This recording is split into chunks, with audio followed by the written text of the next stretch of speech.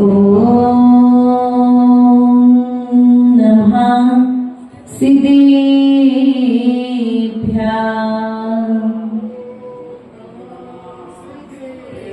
ॐ नमः सिद्धेभ्यः।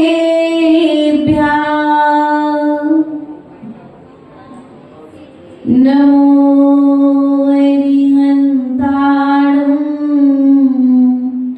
नमो सिद्धाणं नमो आयर्याणं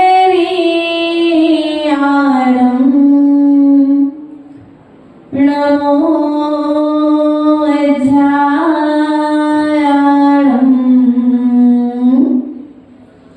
नमो लोये सब्बसागुणं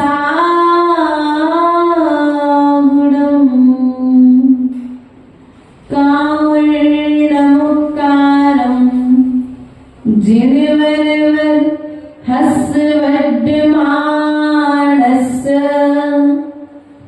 दंसणिमग्गं बोच्छामि जहाकमं समासेन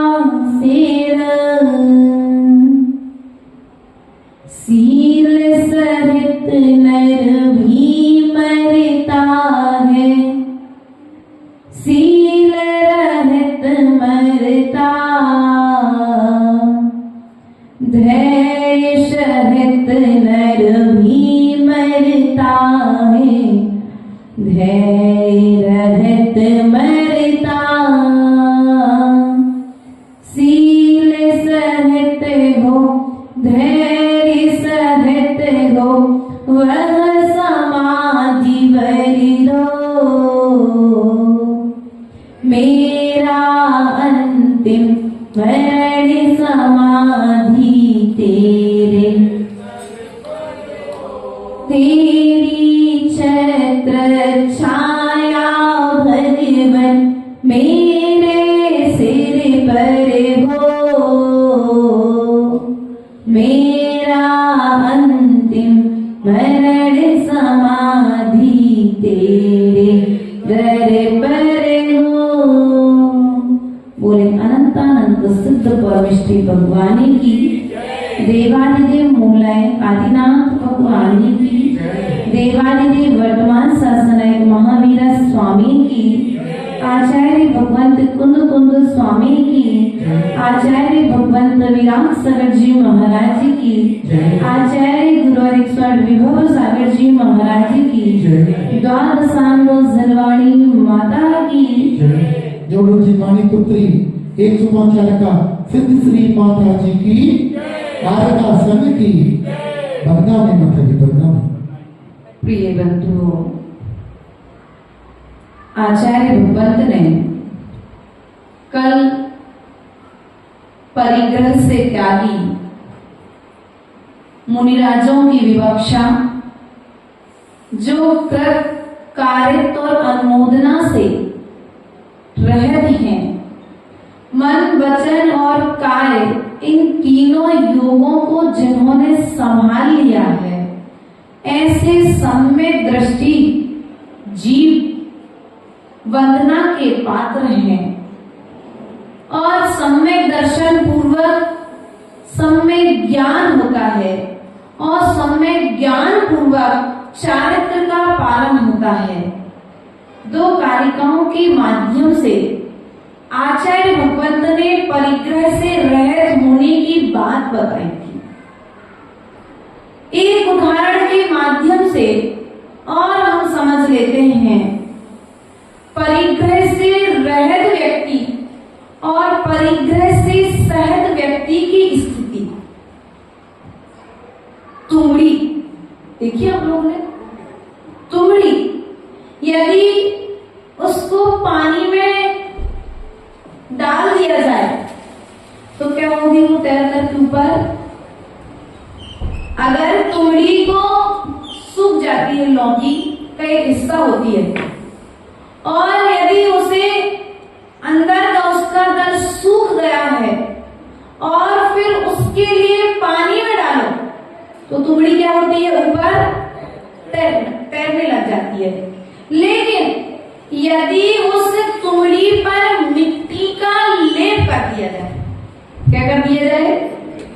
यदि उस तुमड़ी के ऊपर में मिट्टी का लेप कर दिया जाए तो उस मिट्टी के लेप का प्रभाव यह होगा कि वह तुमड़ी अभी तक तो ऊपर में तैर रही थी, अब वह नीचे में, लेकिन नीचे वो ज्यादा समय तक नहीं रहेगी। जैसे जैसे मिट्टी हटेगी वैसे वैसे तुमड़ी, उसी प्रकार से इस जीव के ऊपर कर्मों का लेप लगा हुआ है। किसका लेप लगा है? और कर्मों का लेप परिग्रह के निमित्त से लग रहा है। इसलिए जैसे जैसे परिग्रह कम होगा, क्या होगा? जैसे जैसे परिग्रह कम होगा वैसे वैसे व्यक्ति का गुण स्थान भी बढ़ता चला जाएगा और जीव संसार से छूट जाएगा। इसी बात को आज आचार्य भगवंत कार्यक्रम नंबर 16, 17 और 18 के माध्यम से क्या कहना चाहते हैं, हम इस बात को समझने का प्रयास और पुरुषार्थ अपने ज्ञान के द्वारा करेंगे। से आसे विदर्भो उद्धुत दुस्सील शीलवन्तो हि शील फलेनाभ्युदयम् तत्तो पुण्यलः दिडे बाणम्। अर्थात सम्यक ज्ञान के द्वारा पदार्थों के कल्याण और अकल्याण कर्ता को समझने से व्यक्ति की दुस्शीलता खत्म होती है। क्या होती है? दुस्शीलता अर्थात जो दुष्ट आचरण है, बुरी आदतें हैं। क्या है? जो हमारे अंदर में बुरी आदतें हैं वे क्या होती है? क्या हो जाती है? वे समाप्त हो जाती है। किसके बल पर? सम्यक ज्ञान के बल पर। किसके बल पर? श्रेय का, अश्रेय का। किसका ज्ञान होता है?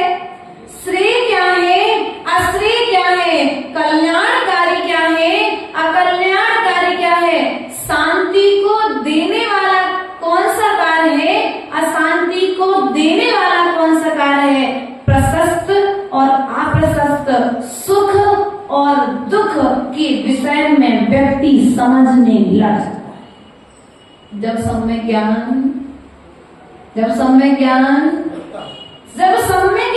होता है तो जीव को पदार्थों का ज्ञान होता है, और जब पदार्थों का ज्ञान होता है तो क्या होता है? वैराग उत्पन्न होता है, और जब वैराग उत्पन्न होता है तो स्वभाव की यात्रा प्रारंभ होती है कि नहीं होती है?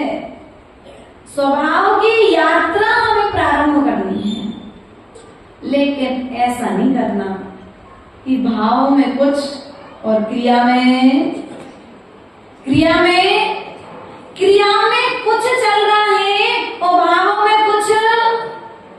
एक सेठ का उदाहरण सामने में आता है कि बाहर में सेठ जी बड़े ध्यान पूर्वक समय करने बैठे, उपयोग पूर्वक बैठे, सावधानी पूर्वक बैठे, लेकिन फिर भी थोड़ा सा विवेक कम पड़ गया। क्या हो गया?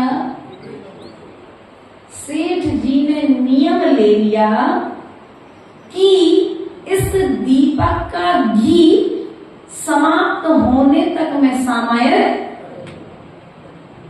अब यदि वे ऐसा ले लेते कि यदि पुनः घी डलेगा तो मैं समय, लेकिन सेठानी को सेठ जी की ज्यादा चिंता रहती थी। बेचारे सेठ जी नियम लेकर के बैठे और सेठानी ने विचार किया कि अंधेरा ना हो जाए। सेठ जी समय कर रहे हैं और जैसे ही दीपक का घी समाप्त होने को आता, सेठानी आकर के पुनः घी। अब क्रिया में हम सबको दिख रहा है कि समय, माता जी ध्यान से सुनना, कि क्रिया में हमें दिख रहा है कि समय, लेकिन भीतर के परिणाम, भीतर में तो प्यास की वेदना सता गई। क्या हो गई?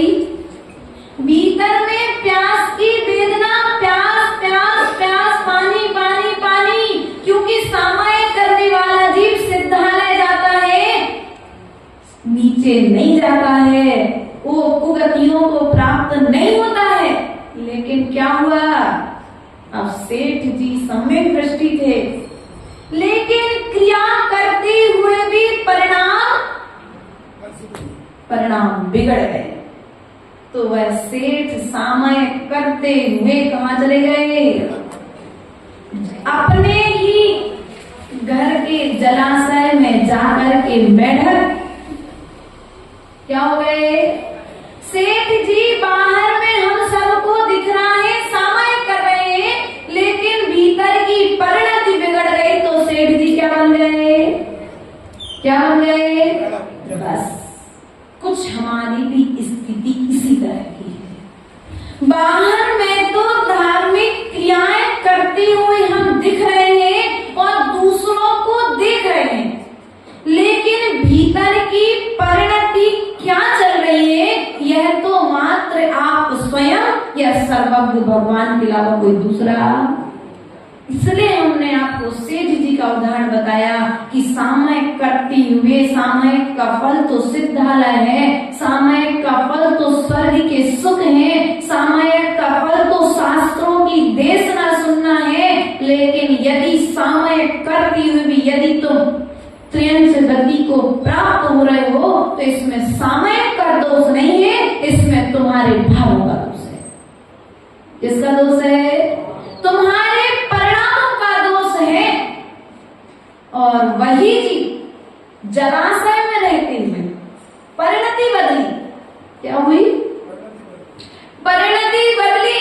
और परिणति जब बदली तो वही जीव सुनता है कि भगवान महावीर स्वामी का समोसन आया है, तो जलाशय से बाहर निकलता है। और जैसे जलाशय से बाहर निकलता है, बाजू में लगे एक गुलाब के पत्ती अपने मुख में दबाता है और खुदक करके समोसन की ओर। अब त्रियंश गति का जीव परिणति देखो, और वह जीव क्या होता है, धोखे से प्रमाद से उस हाथी के पैर के नीचे चला जाता है। हम सबको दिख रहा है कि वह जीव हाथी के पैर के नीचे कुचल गया, लेकिन वह कुचला नहीं, वह जीव तो भगवान महावीर स्वामी के समोसन को चला गया। राजा सैनिक जब समोसन में पहुंचता है तो पूछता है कि हे भगवान, ये मेढक के चिन्ह को धारण करने वाला कौन सा देव है? तो भगवान बता देते हैं कि यह वही देव है जो कुछ देर पहले तुम्हारे हाथी के पैर के नीचे कुचला, लेकिन परिणति शुभ थी, भगवान महावीर स्वामी की देशना सुनने की थी। तो क्या हुआ, तुमसे पहले समोसन में पहुंच गया।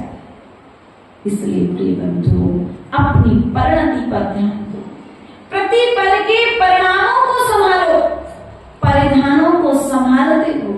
किसको संभालते हो, साड़ी की प्लेट इधर उधर नहीं हो जाए। अब पल्ला वाला तो काम हो गया डालने का, वो जमाना तो चला गया। पल्ला डालने ठीक है, लेकिन फिर भी प्लेट है तो संभालते रहते ना आप लोग, साड़ी को संभालते रहते हो, आप लोग अपने बालों को सेट करते रहते हो। लेकिन आचार्य भगवान कहते हैं कि बालों को हमने अनादिकाल से सेट किया है, एक बार अपने परिणामों को सेट करो। किसको सेट करना है, आप लोगों ने परिधानों को संभाला है जितनी युक्ति के साथ में। बहुत चतुर होती है महिलाएं, घर में जितने लोग होते हैं उतने लोगों को उनके मुख के स्वाद के अनुसार भोजन परोस देती है। हाँ, ये भी बहुत बड़ी कला है। लेकिन माताओं, हम आपसे इतना कहना चाहेंगे, तुम्हें इनके मुख का स्वाद पता है, लेकिन एक बार अपने आत्मा के स्वाद को चख करके तो देखो। स्वभाव का जो स्वाद है, गुणों का जो स्वाद है, एक बार उसकी ओर अभिमुख होकर के देखो। जब भीतर का स्वाद आने लगेगा ना, तो बाहर के परिणाम तुम्हारे बिगड़ने वाले। बाहर में परिस्थितियां कैसी भी होंगी, लेकिन परिणाम। एक मुनिराज का उदाहरण आता है एक मुनिराज क्या हुए, बढ़िया समय कर रहे थे और एक श्रावक मुनिराज के चरणों में एक खरबूजा चढ़ा गया। क्या हो गया? वे मुनिराज के लिए खरबूजा चढ़ा करके चला गया। मुनिराज तो ध्यान में थे तो उनका ध्यान नहीं गया, लेकिन जैसे ही ध्यान खुला तो आंखों के सामने खरबूजा देखा, उठा के खाया नहीं। क्या? उठा करके उन्होंने उस खरबूजे को ग्रहण नहीं किया, लेकिन उस खरबूजे के प्रति, खाने के प्रति भाव कर क्या कर लिए, तो वे मुनिराज भी जाकर के उस खरबूजे के अंदर में कीड़े पड़ गए। प्रणाम परिणति, परिणति बिगड़ी के सब कुछ, परिणति बिगड़ी की पर्याय बिगड़ जाएगी, मति बिगड़ी तो गति बिगड़ी। इसलिए अपनी मति को, श्रीमतियों को तो बहुत सम्मान दे, बिगड़ नहीं जाए भैया, नहीं तो रोटी नहीं मिलेगी। हाँ सुनील भैया बेचारे हंसती, हाँ स्थिति कुछ ऐसी है। श्रीमतियों को पार्वती जी बहुत संभालते हो, लेकिन एक बार अपनी मति को संभाल लो। किसको संभालना है? अपनी बुद्धि को संभालना है। शिखा दीदी अमरावती से हमारे बीच में पधारी है, आ जाए। क्या कहा? किसको संभालना है? अपनी। उन मुनिराज बनने के बाद में भी परिणति, उन सेठ की भी समय करते हुए परिणति। एक मगर का उदाहरण आता है, त्रियंश गति का जी। माता जी जिनवाणी सुनने से क्या होगा तो बता दो उस मगर को क्या हुआ। एक मुनिराज रोज नदी के किनारे जाकर के क्या करते थे? पाठ करते थे। आज के समय में आपने धर्मशाला बनवा दी, पहले के समय में मुनिराज नदी के किनारे गुफाओं में, जंगलों में रहा करते थे। तो एक मुनिराज वहां पर रोज पाठ करते थे, और जैसे ही मुनिराज पाठ प्रारंभ करते थे, वह मगर रोज किनारे पर आकर के मुनिराज के पाठ सुना करता था।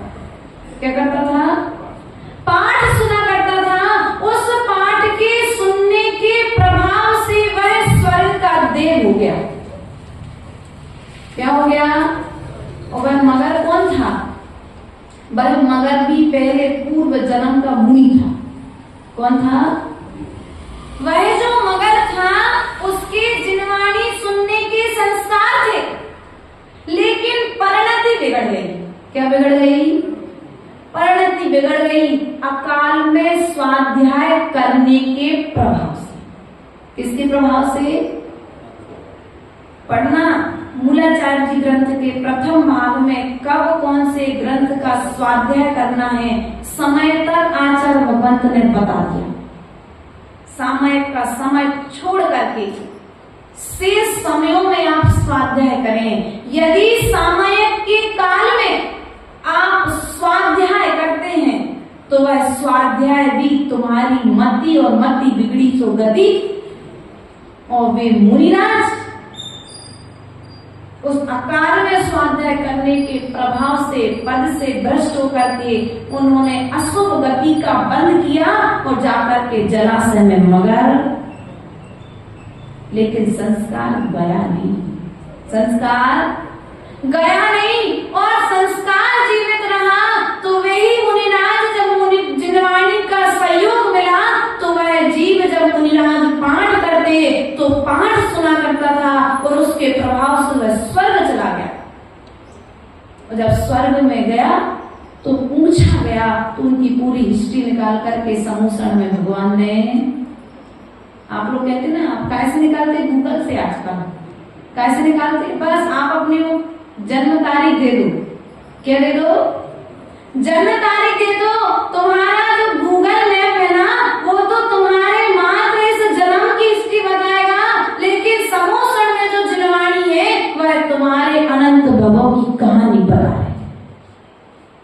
तुम्हारा जो ये मोबाइल है वो मात्र एक देश की कहानी कहानी बताएगा, विदेश की कहानी बताएगा, लेकिन तत्काल सूत्र जैसा महान ग्रंथ उठा करके देखो, तीनों लोगों की कहानी आचार्य भगवंत ने लिख करके रखी। लेकिन हमें पढ़ने की फुर्सत नहीं है माता जी घर के कामों से। जब तुम्हें फुर्सत नहीं है तो फिर तुम्हारा कल्याण होगा कैसे? अभी तुम्हारे पास में मोबाइल है, बहुत सारे लोग मोबाइल का यूज करके जिनवानी का प्रचार प्रसार कर रहे हैं, लेकिन उसी मोबाइल से बहुत सारे जीव कर्मों का बंद कर रहे कि नहीं कर रहे? चाहो तो वस्तु को तुम प्रभावना का अंग बना सकते हो, चाहो तो उसी वस्तु को तुम अपने कर्म का साधन बना करके अपनी गति को बिगाड़ सकते हो। इसलिए हमारा प्रयास और पुरुषार्थ होना चाहिए कि हमारी गति कहीं बिगड़ तो नहीं। जो साधन हमारे पास में है वे साधना के योग्य हैं कि असाधना करा रहे हैं। आज हमारे पास शिष्य आचार्य गुरुदेव ने तो आरिकाएं हमारे लिए दे दी, लेकिन यदि ये आरिकाएं हमारे लिए साधना में सहयोगी हैं तो मोक्ष का साधन है, और यदि संक्लेश में सहयोगी है तो बोलो दो, यदि यही आरिकाएं हमारे लिए संक्लेश का कारण बन जाए तो संसार का कारण संसार हमारा। और यदि तुम्हारे घर में तुम्हारी स्त्री तुम्हारे लिए संसार का कारण भी हो सकती है और मोक्ष का कारण भी हो सकती कि नहीं हो सकती? धर्म पत्नी, क्या कहते हैं आप लोगों को? बोलो दो, धर्म पत्नी, जो धर्म में लगाती है, धर्म स्वयं भी करती है और उस पति से भी करवाती है, इसलिए वह कौन कहलाती है? धर्म। लेकिन हमारी स्थिति कुछ आज दूसरी है ना। हम धर्म में, लेकिन पाटो दीदी ध्यान रखना, भले ही तुम्हारी पत्नी तुम्हारे लिए संसार का कारण हो सकती है, लेकिन निर्गत मुद्रा को धारण करने वाले साधुओं के लिए आपकी पत्नी मोक्ष का साधन है। इसका साधन है कैसे? मोक्ष का साधन ऐसे है कि जब तुम्हारी पत्नी चौका लगा करके पड़गाहन करके साधु को निरंतर आहार कराती है और साधु उस निरंतर आहार को करके निर्दोष साधना करते हैं, तो वे क्या करते हैं? कर्मों का क्षय करते हैं, और कर्मों का क्षय करके कहां चले जाते हैं? मोक्ष। तो क्या हुआ? वस्तु एक ही है, लेकिन आपने उसे मात्र भोगों की सामग्री बना करके रखा है। एक बार योग की सामग्री तो बनाओ, एक बार उसे धर्म की सामग्री तो बनाओ, तो जीवन पलट जाएगा। वह सेठ जिसके लिए पत्नी तो मिली, लेकिन वह पत्नी भी क्या हो गई? अपने पति को परमात्मा बनाने वाली हो गई। हुई कि नहीं हुई? प्रिय बंधुओं, बहुत सारे उदाहरण, बहुत सारी कहानियां जिनवाणी के माध्यम से बताई गई हैं, और वे कहानियां उनकी नहीं है, वे कहानियां हमारी हैं। किसकी हैं? वे कहानियां उनकी नहीं है, वे जी चुके हैं और हम जी रहे हैं। तो वे कहानियां जो हैं, वे कहानियां हमसे कह रही हैं कि हमारे जीवन में कुछ ऐसे कारणों से हानियां हुई थी, अब इन कारणों को तुम मत करना तो तुम्हारे जीवन में भी हानियां। इसलिए कहानियां सुनना भी आवश्यक है और सुन करके उन कहानियों का आचरण करना भी आवश्यक है। प्रिय बंधुओं, आचार्य भगवान कहती है, जिनवयन मोसहिमिडं विषय स्वयं वरेणं अमेद भूदं जर मरण वाहि हरणं खय करणं शब्दो खाणं जिनवयन मोसहिमिडं विषय स्वयं वरेणं अमेद भूदं जर मरण वाहि हरणं खय करणं शब्दो खाणं।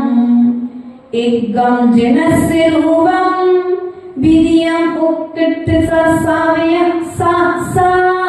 सावयाणन्तु अवरठ्याणि तय्यम चौथ पुणलिंग दंसनम नथी। आचार्य भगवान कहते हैं जिणवयन मोसह मिणम। क्या कहा? जिणवयन मोसह मिणम। जिनेंद्र भगवान की वचन ही औषधि है। क्या है? विषय सुख का विरेचन कराने वाले हैं। किसका विरेचन? विषय सुख, भौतिक सुख, संसार वस्तुओं का सुख ये क्या करने वाले हैं? विरेचन। विरेचन अर्थात बमन। बमन अर्थात शरीर में जो मल इकट्ठा हुआ है उस मल को निकालने वाले। विषय को मल की उपमा दी है। विषयों के लिए बमन के समान बताया है। किसके समान बताया है? बमन के समान। जिस प्रकार से व्यक्ति को जब उल्टी होती है तो वह उस उल्टी को पलट करके देखता नहीं है, उसी प्रकार से आपने जिन वस्तुओं का त्याग कर दिया है उन वस्तुओं को फिर पलट करके चिंतन के माध्यम से भी देखने का प्रयास।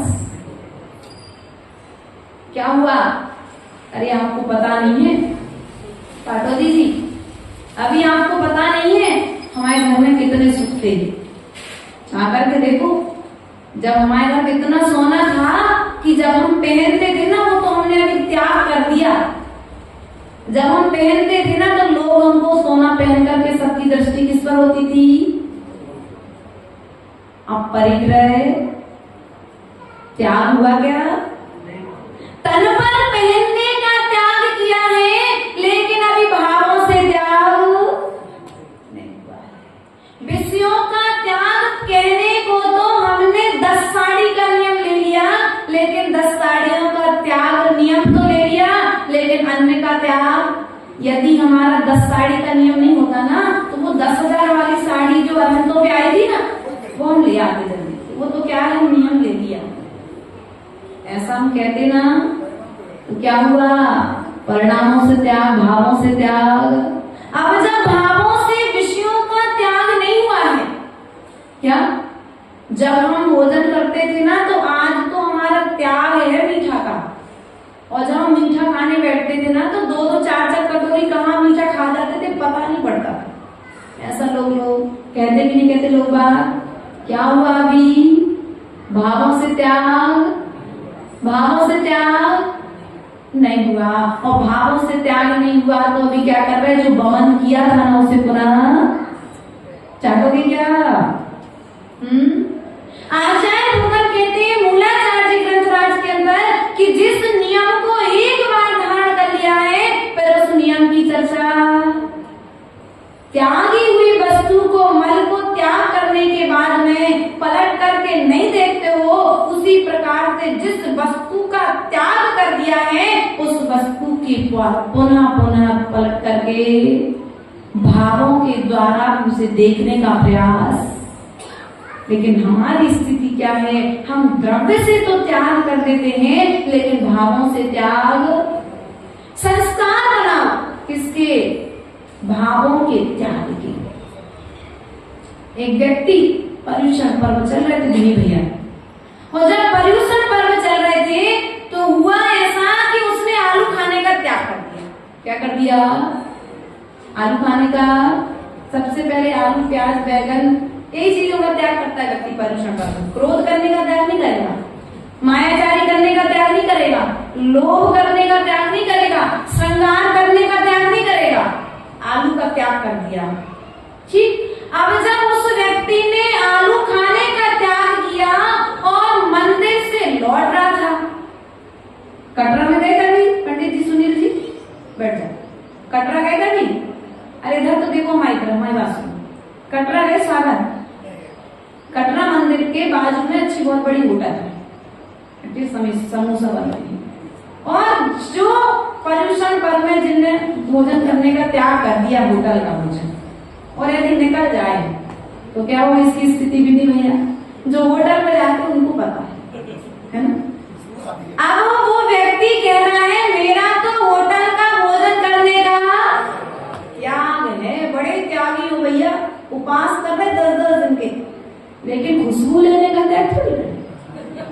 तो थोड़ी सी देर वहीं पर समोसे की खुशबू तो ले लो, पाप थोड़े ना लगना, खाने में पाप होता है, खाने में जीवों की हिंसा होती है। नहीं भैया, तुमने यदि भाव भी कर लिया तो पाप का बंधन।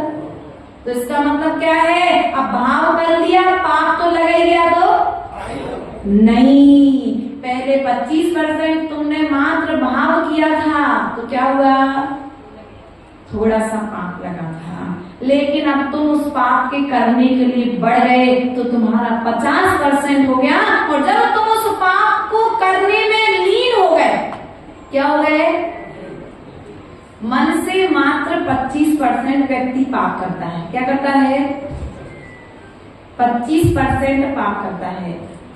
वचनों से व्यक्ति 50% और काया, तीनों जब मिल जाएंगे तो परसेंटेज भी 100%। लेकिन प्रयास और पुरुषार्थ करना मन में आ जाए तो वचनों को रोकना, और वचनों में आ जाए तो काया को रोक लेना, तुम पाप से क्या हो जाओगे। जिनेंद्र भगवान के वचनों में इतनी ताकत है कि तुम्हारे जो विषय सुख हैं, जिनके कारण तुम्हारा संसार बढ़ रहा है, तुम्हें उन विषय सुखों से बचाते हैं। अर्थात जर मरण बाहीकरणम, बुढ़ापा और मौत के मरण के रोग को हरने वाले हैं, सभी दुखों का क्षय करने वाले हैं। किसका क्षय करने वाले हैं, किसका क्षय करने वाले हैं। सुख चाहिए कि दुख चाहिए है, कौन सा सुख चाहिए, भौतिक सुख चाहिए कि शाश्वत सुख चाहिए। यदि तुम्हें पार्वती जी आज लिख लेना, वास्तविकता में तुम्हारे अंदर में शाश्वत सुख पाने की इच्छा है तो पंखे के सुख का त्याग कर देना। किसका त्याग कर देना, आज शरीर को सुख देने का त्याग कर देना, शाश्वत सुख मिल जाएगा। जिन जिन कारणों से शरीर को सुख होता है उनका तुम त्याग करके तो देखो, अभ्यास करो, कार्य की सिद्धि निश्चित, कार्य की सिद्धि निश्चित। और हम पुरुषार्थ ही नहीं करें, करने के पहले हार मान ले, भाई हमसे नहीं होगा, ये एक में टाइम भोजन हमसे नहीं होता, पैदल चलना हमसे नहीं होता, केस लॉन्च हमसे, एक बार करके तो देखो, प्रयास और पुरुषार्थ तो करो। क्योंकि हमारी स्थिति हमने पूरे बताया था, रेस में दौड़ने वाला व्यक्ति महान है कि जो रेस में ना दौड़ करके अपने आप को पहले हारा मानने वाला महान है। दौड़ करके जो हार जाए वो महान है, लेकिन जो रेस में दौड़े ना, उसके पहले ही अपने आप को कायर समझ ले। क्या समझ ले, अपने आप को कायर समझ ले।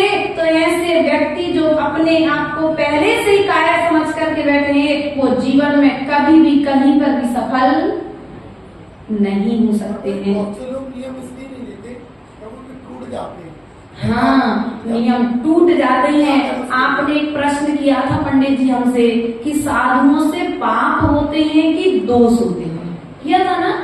उस प्रश्न का उत्तर हमने दिया था कि साधु ने तो सूक्ष्म रूप से भी पाप करने का त्याग, यदि उन दो पापों में धोखे से किसी जीव की हिंसा हो जाती है तो उस अहिंसा महाव्रत में दोष लगता है, और जब उस अहिंसा महाव्रत में दोष लगता है तो साधु उसका प्रतिक्रमण करता है, गुरु चरणों में जाकर के प्रायश्चित। उसी प्रकार से यदि आपने कोई नियम लिया है, पहले तो आपके लिए धन्यवाद कि आपने नियम लेने का साहस किया। क्या किया, आपने नियम लेने का साहस किया। नियम लेने का साहस करने के बाद आपने उसे पूर्ण पुरुषार्थ किया कि नियम टूटे, और यदि किसी कारणवश वह नियम टूट जाता है तो इसका मतलब ये नहीं है कि उस नियम को वहीं पर छोड़ना नहीं है। उस नियम को एक दिन आलू बोलते माता जी हमने 1 महीने का आलू का त्याग किया, लेकिन आज दोस्त के यहाँ शादी पार्टी थी और हम चले गए, 2 कैसे हमने खा लिए। अब क्या करें? हमने कल नहीं खाना। क्या नहीं करना? अब कल से नहीं खाना।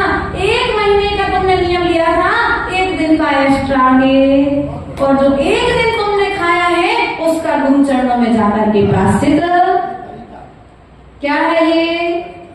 संयम को पालन करने का तरीका है, नियम को पालन करने का तरीका है। वरना ऐसा नहीं करना बिनी भैया कि गाड़ी में बैठो, इतनी गाड़ियां चल रही हैं, गाड़ियों में एक्सीडेंट हो जाते हैं, तो हम 4 व्हीलर खरीदना ही नहीं है। एक्सीडेंट होते क्या होते हैं? गाड़ी में बैठने से, गाड़ी चलाने से क्या होते हैं? तो गाड़ी खरीदना ही नहीं है। लेकिन ऐसा संभव है क्या? अब गाड़ी खरीद ली, गाड़ी खरीदने के बाद में गाड़ी रास्ते में पंचर हो गई। क्या हो गई दोनों भैया? रास्ते में चलते चलते गाड़ी पंचर हो गई। और अब जब गाड़ी पंचर हो गई तो एक काम करो, उस गाड़ी को वहीं पर छोड़ दो। 20 लाख की गाड़ी, क्या दिक्कत है? पंचर हो गई, क्या काम किया? लेकिन फिर भी क्या करते हो? कैसे भी पुरुषार्थ करके उस 20 लाख की गाड़ी को मैकेनिक के पास में सुधरवाने के लिए करके। उसी प्रकार से तुम्हारे नियम में जो दोष लगा है, गुरु तुम्हारे मैकेनिक बैठे हैं, उनके पास में आओ, उस नियम में सुधार करवाओ, तुम्हारा जीवन सुधर जाएगा। प्रिय बंधुओं, जिनेंद्र भगवान के वचन औषधि के तुल्य हैं, जो जन्म मरण और बुढ़ापे के रोग से हमारे लिए दूर रखते हैं। इन्हीं भावनाओं के साथ में तीसरी कारिका 18 नंबर के माध्यम से आचार्य भगवंत ने कहा है कि जैन धर्म में 3 ही लिंग पूजनीय है। कितने लिंग पूजनीय है? 1 मुनि पर नग्न रूप, दूसरा श्रावक उत्कृष्ट श्रावक, और तीसरा आर्यका। कौन सा? मुनि, उत्कृष्ट श्रावक और तीसरा आर्यका। इनके अलावा कोई दूसरा, अर्थात मुनि, क्षुल्लक। उत्कृष्ट श्रावक कौन है? क्षुल्लक जी। आर्यका, इन तीनों की हमारे जैन दर्शन में मान्यता है। इस बात को हम आपके बीच में पुनः कल प्रस्तुत करेंगे।